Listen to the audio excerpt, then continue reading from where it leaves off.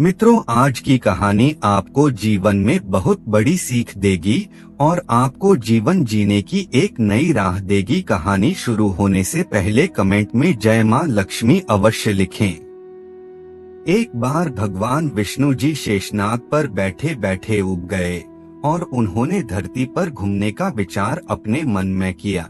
वैसे भी कई साल बीत गए थे धरती पर आए और वह अपनी यात्रा की तैयारी में लग गए।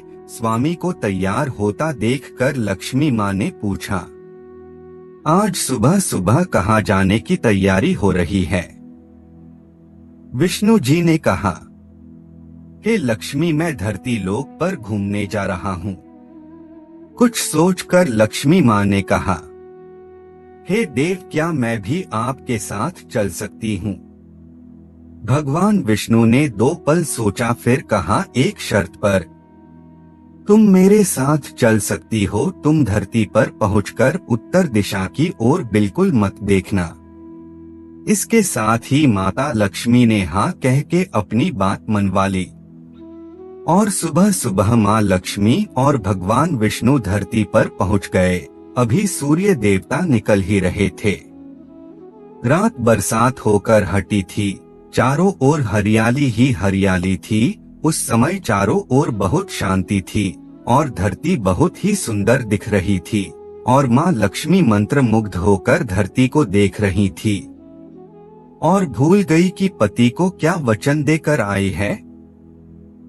चारों ओर देखती हुई कब उत्तर दिशा की ओर देखने लगी पता ही नहीं चला।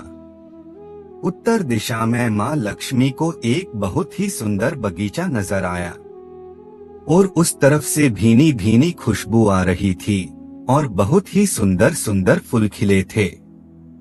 असल में यह एक फूलों का खेत था। माँ लक्ष्मी बिना सोचे समझे उस खेत में गई और एक सुंदर सा फूल तोड़ लाई। लेकिन यह क्या, जब माँ लक्ष्मी भगवान विष्णु के पास वापस आई तो भगवान विष्णु की आंखों में आंसू थे। भगवान विष्णु ने माँ लक्ष्मी को कहा कि कभी भी किसी से बिना पूछे उसका कुछ भी नहीं लेना चाहिए और साथ ही अपना वचन भी याद दिलाया। लक्ष्मी को अपनी भूल का पता चला तो उन्होंने भगवान विष्णु से इस भूल की माफी मांगी तो भगवान विष्णु ने कहा, जो तुमने भूल की है उसकी सजा तो तुम्हें जरूर मिलेगी। जिस माली के खेत से तुमने बिना पूछे फूल तोड़ा है, यह एक प्रकार की चोरी है, इसलिए अब तुम 3 साल तक माली के घर नौकर बनकर रहोगी। उसके बाद ही तुम्हें बैकुंठ वापस बुलाऊंगा। माँ लक्ष्मी ने चुपचाप सिर झुकाकर हाँ कर दी। अब माँ लक्ष्मी एक गरीब औरत का रूप धारण करके उस खेत के मालिक के घर गई। घर क्या, एक झोपड़ा था और मालिक का नाम माधव था। माधव की एक बीबी, 2 बेटे और 3 बेटियां थी। सभी उस छोटे से खेत में काम करके किसी तरह से गुजारा करते थे। माँ लक्ष्मी जब एक साधारण और गरीब औरत बनकर उस माधव के झोपड़े पर गई तो माधव ने पूछा, बहन तुम कौन हो और इस समय तुम्हें क्या चाहिए?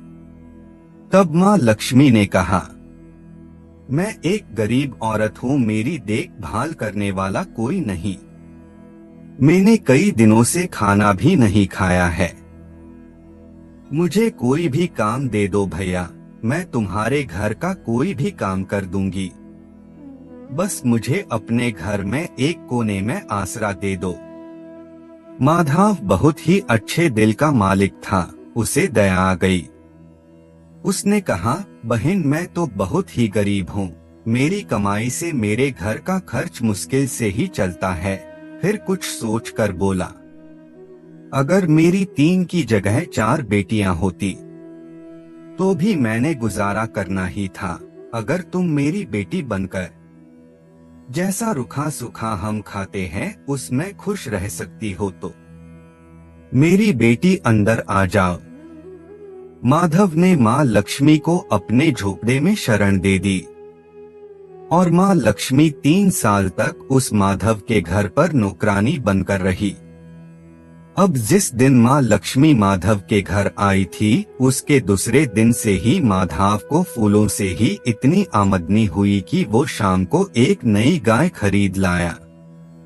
फिर धीरे धीरे माधव ने काफी जमीन खरीद ली और सबने अच्छे अच्छे कपड़े भी बनवा लिए, एक बड़ा पक्का घर भी बनवा लिया, बेटियों और बीबी के लिए गहने भी बनवा लिए।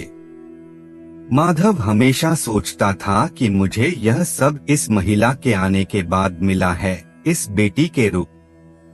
मेरी किस्मत आ गई है। इसी तरह धीरे धीरे 3 की जगह 5 साल बीत गए और माँ लक्ष्मी अब भी घर में और खेत में काम करती रही। एक दिन माधव जब अपने खेतों से काम खत्म करके घर आया तो उसने अपने घर के सामने दरवाजे पर एक देवी स्वरूप गहनों से लदी एक औरत को देखा। ध्यान से देखने पर वह पहचान गया, अरे ये तो मेरी मुंह बोली चौथी बेटी है। वो ये भी पहचान गया कि ये तो माँ लक्ष्मी है। अब तक माधव का पूरा परिवार बाहर आ गया था और सब हैरान होकर माँ लक्ष्मी को देख रहे थे। माधव बोला कि माँ हमें माफ कर दो, हमने आपसे अनजाने में घर और खेत में काम करवाया। माँ यह कैसा अपराध हो गया हमसे, माँ हम सबको माफ कर दे। अब माँ लक्ष्मी मुस्कुराई और बोली, हे माधव, तुम बहुत ही अच्छे और दयालु व्यक्ति हो। तुमने मुझे अपनी बेटी की तरह से रखा, अपने परिवार के सदस्य की तरह से मेरा ख्याल रखा। माधव मैं तुम्हें वरदान देती हूँ कि तुम्हारे पास कभी भी खुशियों की और धन की कमी नहीं रहेगी। तुम्हें सारे सुख मिलेंगे और मृत्यु के उपरांत तुम स्वर्ग में निवास करोगे। इसके बाद माता लक्ष्मी अपने स्वामी के द्वारा भेजे गए रथ पर बैठकर बैकुंठ धाम वापस चली गई।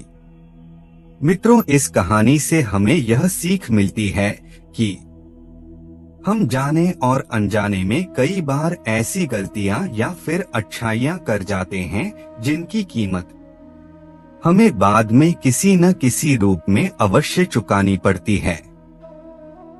इसलिए हमें जीवन में हर वक्त सतर्क रहना चाहिए और दूसरे जीवों और मानवों के लिए दया का और हमदर्दी का भाव भी रखना चाहिए। मित्रों, उम्मीद है कि कहानी आपको अत्यंत पसंद आई होगी। अगर कहानी पसंद आई हो तो मेरे वीडियो को लाइक करें, कमेंट में जय मां लक्ष्मी लिखें और चैनल को सब्सक्राइब करें। इसी के साथ विदा लेते हैं। धन्यवाद।